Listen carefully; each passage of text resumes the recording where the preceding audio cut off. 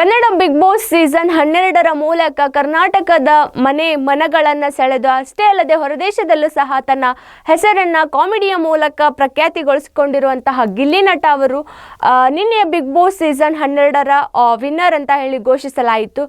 So ಹಾಗೆ ಈಗ ಗಿಲ್ಲಿ ನಟ ಅವರು ಕೇವಲ ಬಿಗ್ ಬಾಸ್ ವಿನ್ನರ್ ಅಷ್ಟೇ ಅಲ್ಲ, ಸೊ ಅವರು ಇವಾಗ ಕೋಟಿಗಳ ಒಡೆಯ ಅಂತಲೂ ಹೇಳ್ಬೋದು. ಸೊ ಅವರು 37 ಕೋಟಿಗಳ ಒಡೆಯನೂ ಆದರೂ, ಹಾಗೆ 1 ಕೋಟಿಯ ಒಡೆಯನೂ ಹೌದು ಅಂತ ಹೇಳ್ಬೋದು. ಹತ್ರ 1 ಕೋಟಿ ಹಣವನ್ನು ಗಳಿಸಿದ್ರು ಅಂತಲೂ ಹೇಳ್ಬೋದು.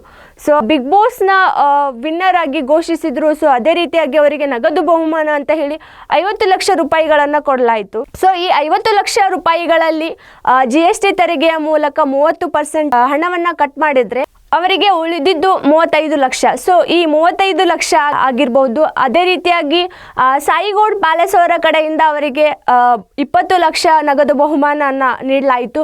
ಹಾಗೆ ಅವರಿಗೆ ಮಾರುತಿ ಸುಜುಕಿ ಅವರ ಕಡೆಯಿಂದ ಕಾರನ್ನು ನೀಡಲಾಯಿತು. ಸೊ ಮಾರುತಿ ಸುಜುಕಿ ಕಾರಿನ ಬೆಲೆ ಒಟ್ಟು 28 ಲಕ್ಷ. ಸೊ ಹಾಗೆ ಕಿಚ್ಚ ಸುದೀಪ್ ಅವರು ಗಿಲ್ಲಿಯವರ ಒಂದು ವ್ಯಕ್ತಿತ್ವ ಹಾಗೆ ಅವರ ವೈಯಕ್ತಿಕ ಜೀವನ, ಬಿಗ್ ಬಾಸ್ ಮನೆಯೊಳಗಡೆ ಅವರು ಆಡಿರುವಂತಹ ಆಟ ಎಲ್ಲವನ್ನ ಮೆಚ್ಚಿ ಕಿಚ್ಚ ಸುದೀಪ್ ಅವರ ಗಿಫ್ಟ್ ಆಗಿ ಅಥವಾ ಒಂದು ಉಡುಗೊರೆಯಾಗಿ ಗಿಲ್ಲಿಯವರಿಗೆ ಕೊಡ್ತೀವಿ ಅಂತ ಹೇಳಿದರು. ಸೊ ಈ ಎಲ್ಲ ಒಂದು ಟೋಟಲ್ ಅಮೌಂಟನ್ನು ಸೇರಿಸಿದ್ರೆ ಗಿಲ್ಲಿ ನಟ ಅವರ ಹತ್ರ ಇವಾಗ ಸದ್ಯಕ್ಕೆ ಇರೋದು ಹತ್ತತ್ರ ಕೋಟಿ ಅಂತಲೇ ಹೇಳ್ಬೋದು. ಸೊ ಇವೆಲ್ಲವನ್ನು ನೋಡ್ತಾ ಹೋದರೆ ಗಿಲ್ಲಿ ನಟ ಅವರು ಒಂದು ಕೆಲವೇ 4 ತಿಂಗಳ ಒಳಗಡೆ ಕೋಟ್ಯಾಧಿಪತಿ ಆದ್ರ ಅಂತ ಅನಿಸುತ್ತೆ.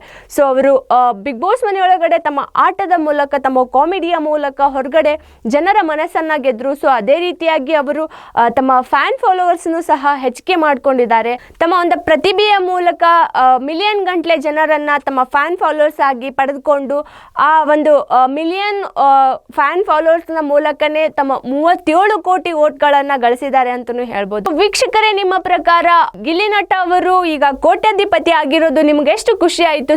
ಹಾಗೆ ನೀವು ಗಿಲ್ಲಿ ಅವರ ಫ್ಯಾನ್ ಆಗಿದ್ರೆ ನಮಗೆ ಕಾಮೆಂಟ್ ಮೂಲಕ ನಿಮ್ಮ ಅಭಿಪ್ರಾಯವನ್ನು ನಮಗೆ ತಿಳಿಸಿ.